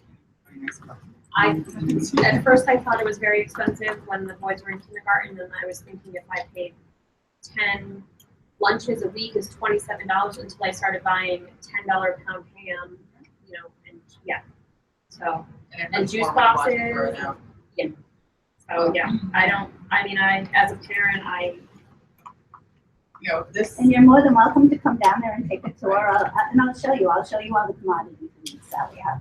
We get, this year, I think we got coming in $25,000 worth of commodities. Taking in slicing turkey that we have never done before, and our regular roasting turkeys that we do around holiday times. Our burgers, a lot of the vegetables that we have to have on the plate, I stock up on that. And a lot of cheeses because we are making our own pizzas now. But the kids seem to really enjoy it, so they're throwing Right, well, in my opinion, it's a lot more information than we've ever had in the past, and I appreciate it. And I would motion that we approve raising the middle school lunch rate by 5 cents to $2.85, and the elementary school lunch rate by 10 cents to $2.80 for the 17-18 year. Any other discussion? All in favor? Thank you. Thank you. Thank you. Thank you. Great. So next We have a survey of the area substitute teachers, and substitute teachers are hard to find everywhere. But if you have a choice between a district that's paying Ashford that's paying $85 or Thompson that's paying $85 and Brooklyn that's paying $80, you might go to one rather than the other. But I'd say where we are at $80 really brings it right around minimum wage. Our paras make more than this for a day's worth of work. And these are people who are asking to have a bachelor's degree and do the most important job we have. So I would recommend certainly that you raise it to $85, which would get us up to the going rate. How many hours is it that they're here? They're here 7 hours. So it doesn't even, so the non-certified isn't even minimum wage. Are we allowed to do that? Right, it's not. So are we allowed to not pay minimum wage now? I don't know. It's not an hourly rate, so it's a daily rate. It's not an hourly rate. It is an hourly rate. I don't know if I can talk, but It's not, I can wait. it's listed here. as an Also. No, I'm just even looking at that it's $70 a day. If you're here for 7.5 hours, you're not even making minimum wage. Yeah, But it's a gonna be per broken diem, out, I right? can imagine it's broken out hourly somehow. It's not- So it's- It Okay, is. that's broken down hourly. It needs to be broken out. Yeah, I think. So we're not Employer. even paying minimum wage for a non-certified substitute. So we need to raise our rates. Oh, you mean at the existing 80? No, so no, they're not for non-certified. So if you have a bachelor's degree, but you don't have you're not certified Right. teacher, Yeah, you can still sub, but you get a different rate of pay. right. But it's not even minimum wage is my point. Oh, I got you. Okay. Well, each group's less than us, and so it's complex. They pay 65. So are we all breaking the law? That's what I'm wondering. That's just my question. 'Cause I- I don't know. It is a per diem rate. It's It per looks diem. it looks So like you 7 can't- hours on a paycheck because all of ours are in hours. It's but kind of like, it's a per diem. I hire you to come replace my bathroom floor. It may take you 1 hour or 12 hours, but you're coming here for a certain period of time, so you would think it would equate to an hourly rate, but it doesn't. I think that's a little bit I hear what different you're depending on saying. how long it takes you to do the No, I job. know But you're that. required to No, be here I'm saying that I understand what you're Yeah. saying. a specific number of hours. You have to arrive Right. at Well, it must not. 8:15. You have to leave at 3:45. Can we table this till next month? Well, I don't want to hold back offering What- more what- money, but I want to do it properly. Well, what's the hard average cost for subs? No. And I'm I think saying it's in that our 'cause I think budget. your question is legitimate. Yeah, that's all. Right. But my question is, are all these other We things? budget $140,000 for subs. But if it's a per diem rate, I don't think that's per diem. Has to have A minimum Minimum wage. wage, right. Well, Minimum I- hours, I a was minimum gonna say, hourly it- wage. minimum hourly wage, so per diem rate is not. No, and obviously, we're not the only ones that, if you have other towns near us, Right. that go less than what we are. I'd like to just find out the answer to that Yeah, I question. agree. If So we're table. requiring somebody to work a minimum number of hours in that day, and it doesn't even equal like the but Per it's- diem it's- is different, per diem is different.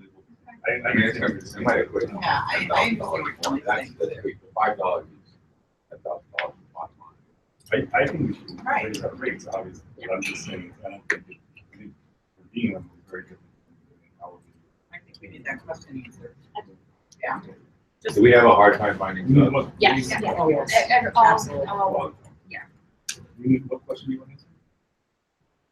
The issue of, you know, are You we have a all breaking minimum the number law? hours. Do we have to pay at least minimum wage on an But hourly it's, basis? but I think what he's saying is it's because it's classified as a per diem rate versus an hourly rate. That's what I was that's saying the too, but I difference. think Kelly's asking the question. Especially if we're paying them a number of hours on their paycheck. But A number of that's- hours no, on their but- paycheck. But that doesn't mean that that's an hourly rate, it's a per diem rate, just that's the way the Well, paycheck I system. get that, I get that, that's not the question that I'm asking, I'm saying that we're paying them X dollars for X hours on a paycheck. Per day, not for hours. It is Per day. not. That's Per day. not relevant anymore, I guess, when minimum wage went up. But we can't have a back and forth. Public comment, We you can can't, say we sorry can't have a at back the and forth. So I think for me, the bigger question is how much is it going to affect the bottom line? So that $5 raise is going to contribute to what for the company budget, right? Right. It's about 10,000, whatever that is, quick math, right? That's one, and then two, if we have a shortage of finding subs, is this going to attract more subs? At least it makes us the same as Ashland and Hill, at least Killingwood, which is literally right next door. And from my understanding is that all local towns have had issues with subs. So if it's 5 minutes drive to Killingwood, 5 minutes drive to Brooklyn, who's going to pay me more? All things on the store. So I think that at least we're taking a little bit of that as the negotiation.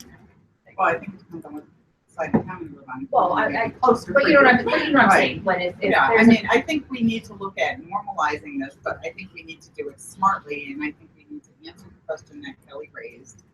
And I think we should also look at permanent subs, you know, Concord School has permanent subs. Is that something that we would like to maybe embrace? You know, our resource person in middle school is leaving, you know, that person was paid on a per diem as well at one point, I don't know. Yes, that's Right, yes. so maybe we need to look at balancing that, you know, our resource room person, how we handle our subs, maybe we need to look at a permanent sub situation versus, you know, a daily basis, trying to shuffle around and find out who's available for that day. Maybe we just need to do a little more research, but I think this is a great start. You know, we know we have a problem, we know we need to make an adjustment, but we're not as horrible as some of the other towns, so I think we can look along for one more month and fix it, right?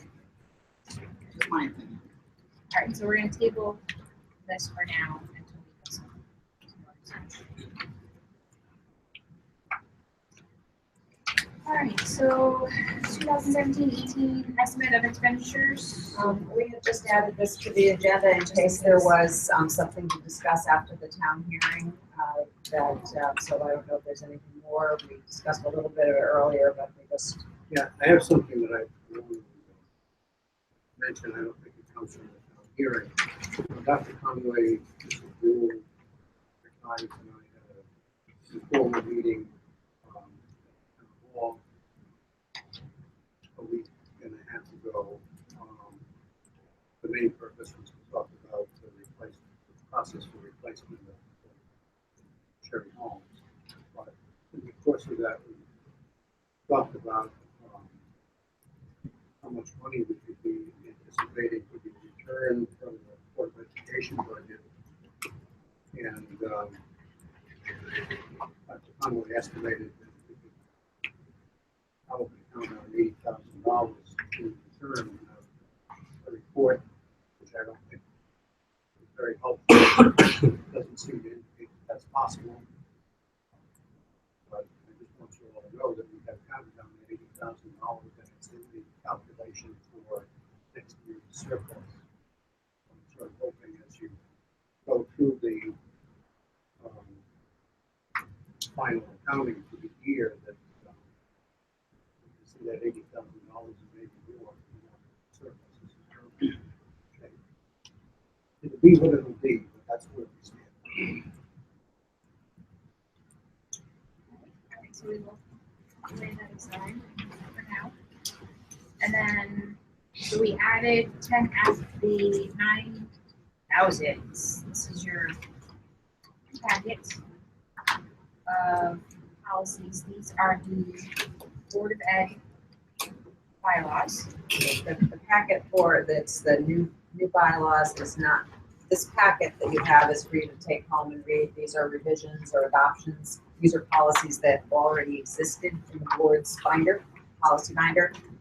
In your folder, you have a packet that looks a little bit like this. This is the front. It has a cover page like this, and in that area is there are 8 policies.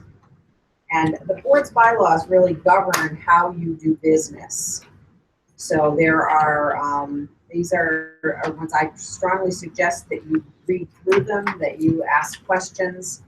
There'll be a second reading on these next month. There's one here, 9327, which was a brand new one that CABE recommended. The others are CABE policies, but the one that they recommended you having was the 9327 electronic mail communications, because we do use email a lot, and that governs the way you can use email and ensure that you're not having a meeting online to break the FOI laws. In this one right here? 9320, no, this packet is this one right here. It's in, it should be in the pocket. In the pocket. It is in the pocket, right behind that one. Yep. Right there, yeah, the packet and the clip is for, where the board already had those, but that's for next meeting as well. But that'll be on consent, this one will be on the regular agenda.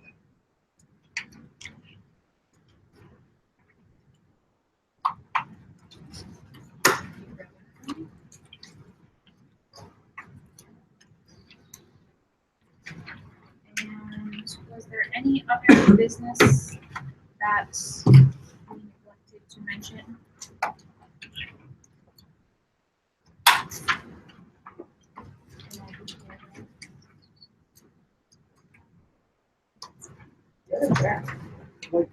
Comment on the matter raised by the Region 11 dissolution study committee. I could do it either now or under public comments. Well, you can do it now, because that was in our packet of info. So Dr. Conway's response to the request for information by the dissolution committee for Region 11 gave a capacity indication and responded to their inquiries about policies, special education, course offerings, and extracurricular activities. And with respect to charges for tuition rates, she quoted the cost per pupil rate, which is the rate reported from last year to the state. My concern about this is that this could be an opportunity for the board to take some action that would result in significant additional income to the town. Region 11 has approximately 47 students in the grade, assuming they're evenly distributed grade 7 to 12.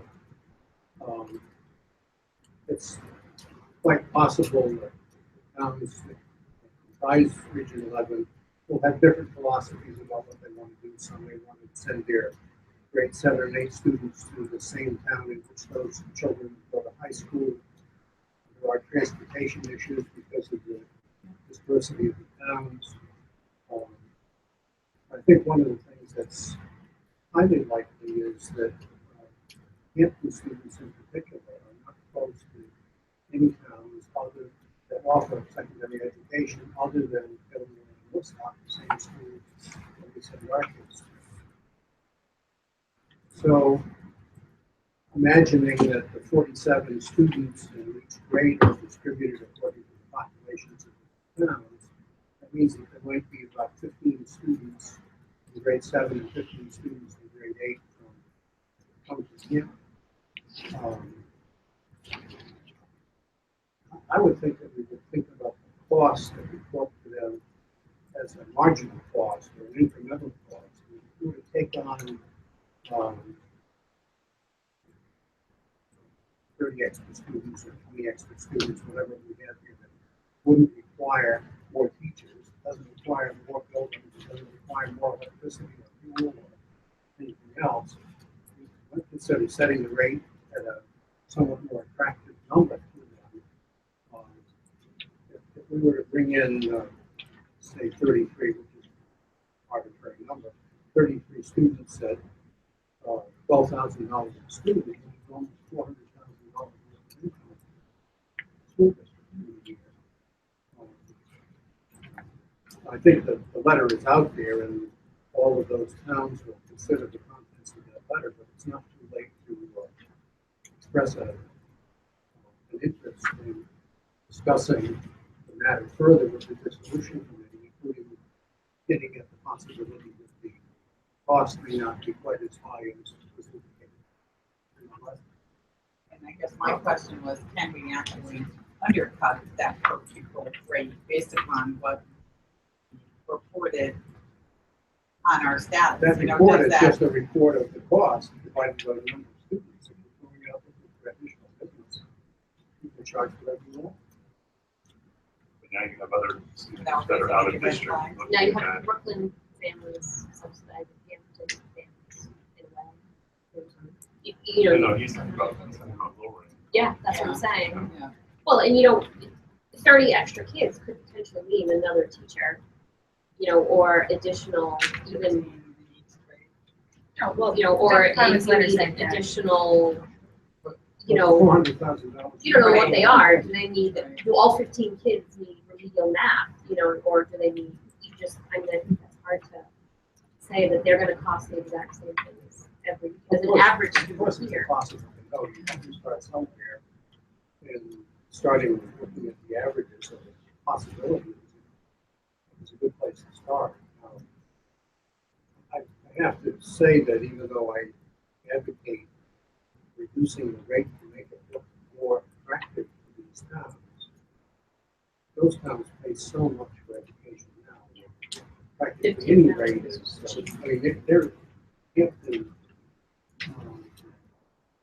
or Hampton's current rate is It's like $20-something thousand a student. over 23 or 19 or maybe over 24,000? 20,000. But the object would be to get the students. Right. And it could be a one-year deal, or if you find that there's some problem, that rate could be adjusted. And it's certainly not the first time that they've been through this process, as you know. You know, I think this is a little different in terms that they're trying to appease the elementary families, students, by saying, we'll keep the elementary whole, you know, and then farm out everything else to the high school. Whether, you know, taxpayers fight on that and if it gets approved and passes, I guess is a whole other thing. Yeah, it's, I wouldn't want to guess exactly what's going to go on there. They've looked at this from every angle in the past. They've reached surprising decisions in the past, but. Well, what are your initial thoughts, Dr. Conway, about changing the people rate over what we initially quoted? I think it's an interesting concept. My secretary's not like when I use the word interesting. But it would then mean that as a taxpayer in Brooklyn, I'm paying $14,000 something else, and I've got children coming in from elsewhere at a discount. So I think as a citizen, I might question that and want to know what the advantage is. And of course, the advantage would be that the coffers would get filled from the outside without additional cost to me. But again, now I'm defraying the cost of the education, just as we were talking about the middle school, the elementary school, and food service. So I don't know. I think it's worth a conversation. That did not occur to me. Generally, people think of raising the rate, which we really can't do. But we have to ask, it has to be our cost and no more than that.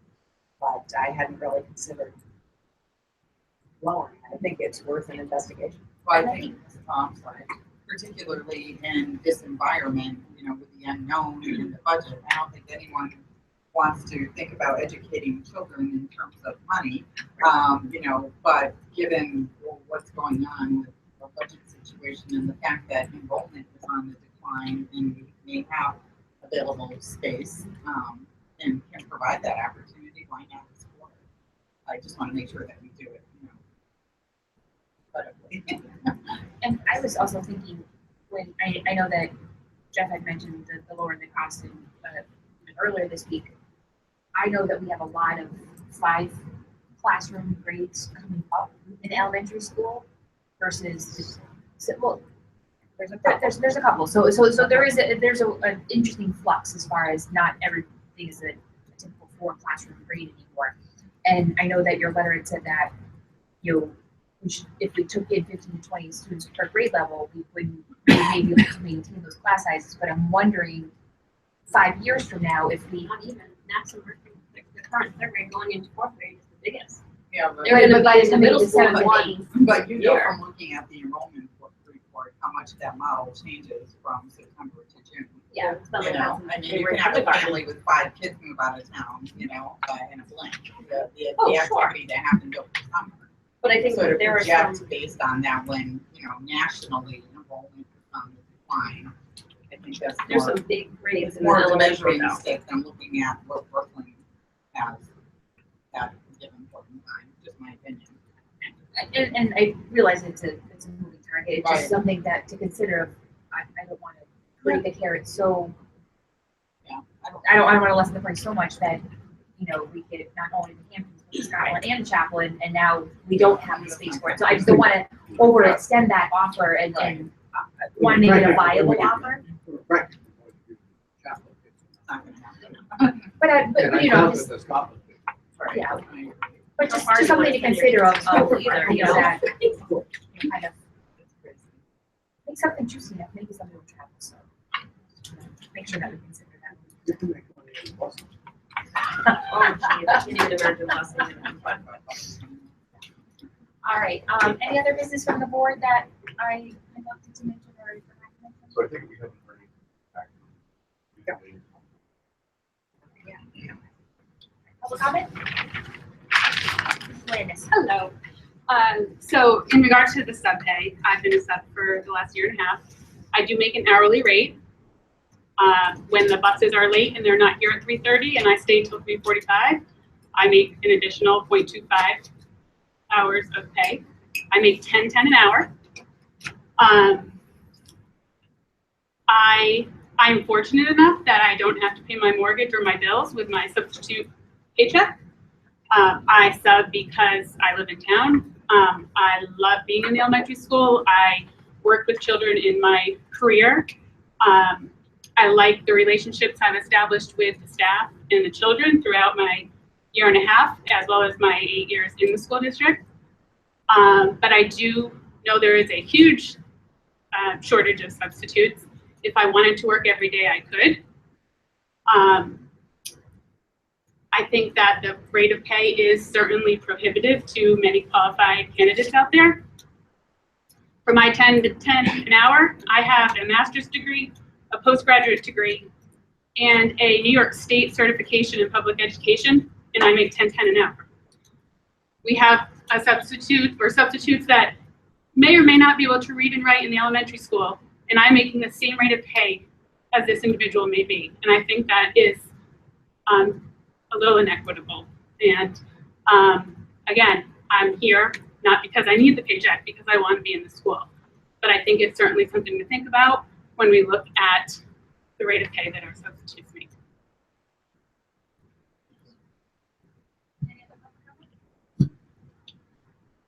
Alrighty. Motion to adjourn.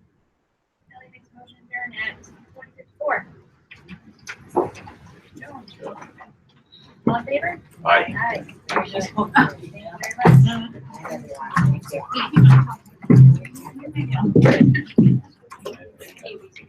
Sure.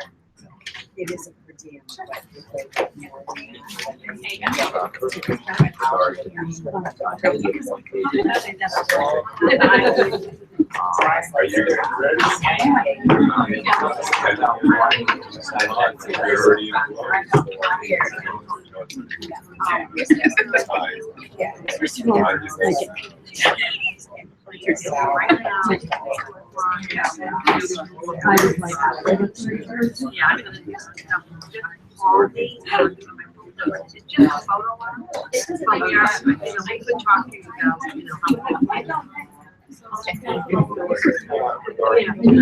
Regarding